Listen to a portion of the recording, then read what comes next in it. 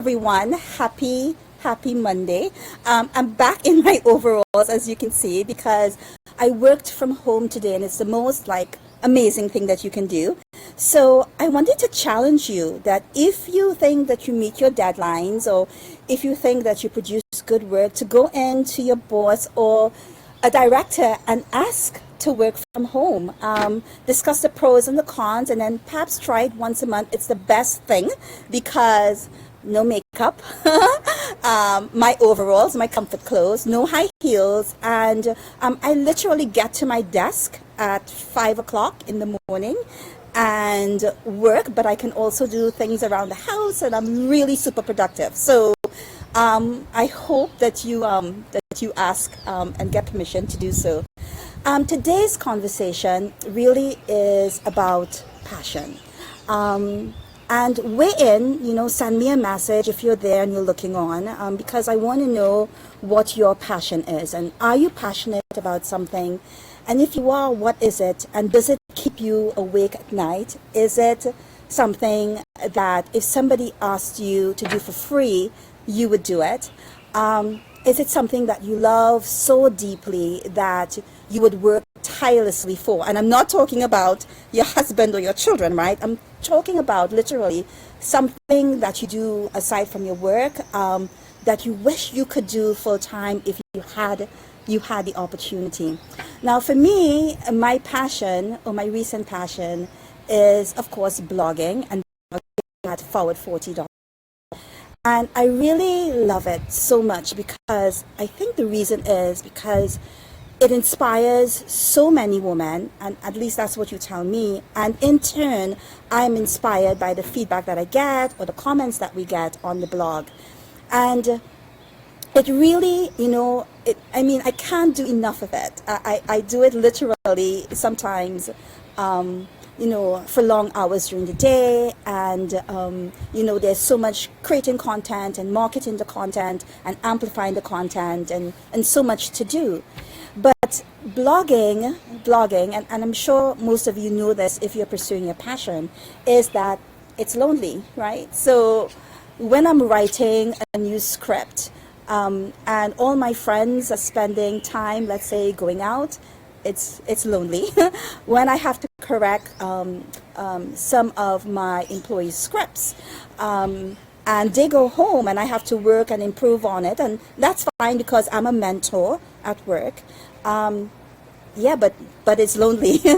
And when sometimes on the holidays, when everybody is getting together, I sometimes have to cut my time short because I have to get back to work. Because remember, I'm doing Mango Media full time, and then I'm doing Forward 40 also full time, and so there are never enough hours in a day, and so that in itself is sometimes really incredibly lonely. So I have to find things to refuel my passion. I have to find things that will add gasoline to my spirit and get me going again. So what are those things for you? What are the things that you do that gets you reinvigorated and ready to start again?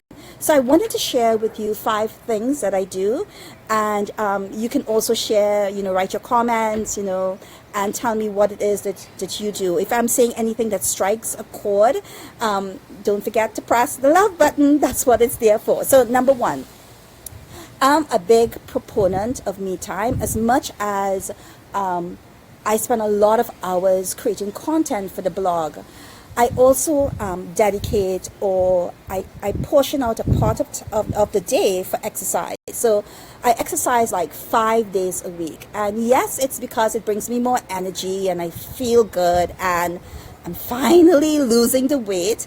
But I think that what's really important about the exercise is that I use it in sort of a meditative way. So when I am lifting a weight or doing a dance routine or cardio, I get to think things through really calmly, and it really helps me to promote quiet brainstorming or quiet reflection. Now, I know the hardest part of the exercise is actually getting to the gym, and I don't make that an excuse in my 5-day workout routine because I put on my clothes the night before, so it's there staring at me in the face in the morning. So I either pack it if I'm heading to the office, or if I'm working at home, I put it really next to me on a chair so I can see it. And also, if I can't get to the gym, I just turn on YouTube. There are a bunch of great exercises on YouTube, and I just head downstairs where I have an open space and fresh air, and I head downstairs and I exercise. And I really think that having me time is really, really important. Hi Raquel, thank you for joining in. I saw your thumbs up. Thank you so much. What do you do for me time? So that's one of the things that I do to refuel my spirit. The other thing that I do is that I often deplug. Now, I know we run a blog and all these social platforms, or Twitter and Instagram, and of course the blog and on Facebook, right? Facebook Live. That's what I'm talking to you through. But I also take time where I don't do anything on my social media platforms. And what really helps me with this is all the free tools that are online where you can schedule your posts.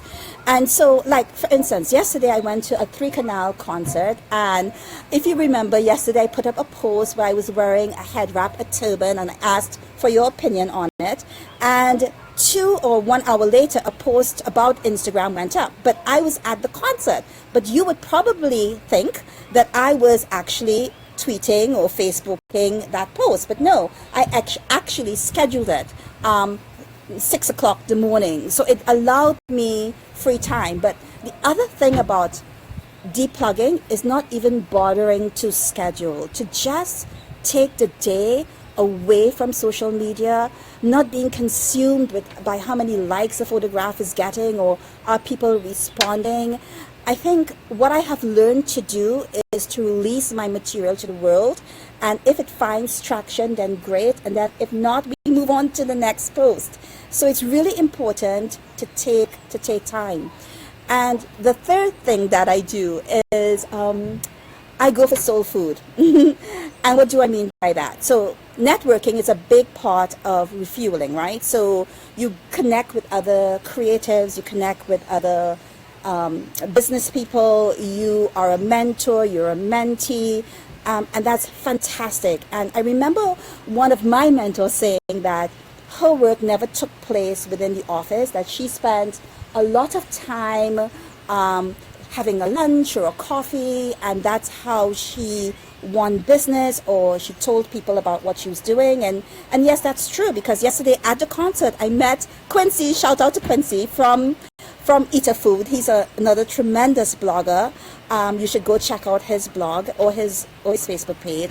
And we talked about, at the box office, we talked about blogging and how we were going to monetize our brand and the disadvantages of affiliate marketing, and we were getting into product and so forth. And it was great to hear what he was doing, and it was great to share that moment. But the most important part about networking for me is soul food, as I said before, because I kind of network inward. Like, my soul needs to be replenished. And sometimes, many times I head to South and I always say I'm going home for soul food, and it has nothing to do with the lentil peas that I'll be served or whatever. It really has to do with love. And I find that when I go home to South, where I was born, and the streets where I lived, there's this connection that happens, and it really lifts me up and fills my spirit. Oh, hi Kim, nice to see you. How do you replenish your spirit, and how do you refuel your passion? Don't forget to chime in, because we love your comments. So it's really important in the whole networking, yes, to think outward and think about all the connections you could make business-wise, and I do that often. But I also think it's really important networking as a really soulful experience. And where is it that you get the most love, or where is it that you feel the most replenished, or where is it that your soul gets to rest? The fourth thing that I tend to do when I'm thinking about living my passion, but also reinvigorating it, is I know we all tend to see things as really big, giant goals, and that's really important. But there was this principle I learned a few years ago called Kaizen, and it was about seeing your goals as small, actionable steps. And I think that's really important, because sometimes the big goals can seem so overwhelming, and we don't take the time to really put these digestible chunks of work and really appreciate it for what they are. So I was telling Shanta this morning, and she's my content strategist. She's amazing. I love her. We work really, really well together. And I was telling her this morning that to prevent being overwhelmed, she had to look at her week of content and look at the blog and how we were going to shape it and how we were going to connect with you, our audience. But instead of her looking at the big picture, which was important, she had to look at each day to see what steps could she take to reach to the end of the week. And so small actionable goals are as important as big goals. And I think that when you start to look at small actionable goals, what happens is that things become more manageable and you're able to harness your energy in a more tangible way, if that makes any sense at all. Now, the fifth thing, and this is really important. I grew up with a dad who instilled a lot of self-confidence in me. So I've never really at all been envious of anyone's success. I applaud it, I celebrate it, and I am super excited when my friends do well. So one of the things that I don't ever do, and I think it really helps me with replenishing my passion, is that I stick in my lane and I may glance across at somebody else's success, particularly those big bloggers who've reached 100,000 or 1 million followers, and we're still struggling at 33,000. But hey, I am not knocking it, right?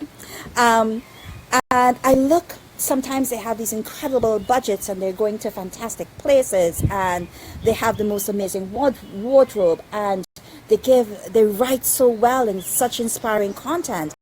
And sometimes someone can look to that and be envious, but I think when you become that, you lose focus and you lose sight of your objectives, and you get on a treadmill, and you start to like run at a speed that's not your speed. And I always say that I study success, but I don't envy it. I study the things that other bloggers are doing, and how is it inspiring me? How can I turn what they're doing and add our flavor and make it something special? How can I look at them and be inspired, so in turn I can inspire you? So I think we spend so much time just wishing and hoping we were like the other, rather than celebrating who we are and where we are in this particular moment. So I think I covered it, the 5 things that I do to replenish my spirit. So I DPlug, I have some me time, which is exercise. I don't know what's yours. I practice small actionable goals. Of course, I study success, but I don't envy it. And of course, I go for soul food. So that's it. I am looking forward to your feedback and your comments. Thank you so much, Kim and Raquel, for tuning in. And I hope we're going to be sharing this around. Don't forget, we're starting the Caribbean Bloggers Academy.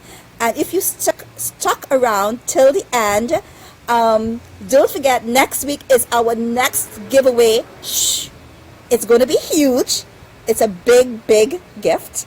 So join us next week, where we're going to show you how to plan out an editorial calendar for your blog. I just thought of that. Tomorrow I'm teaching a content marketing session at the Chamber. And I think it's all in my head, and editorial planning is all in my head, and I'm so excited to share that with you next week. So see you next week, Monday at 5, right here from my porch. I love you all. Bye.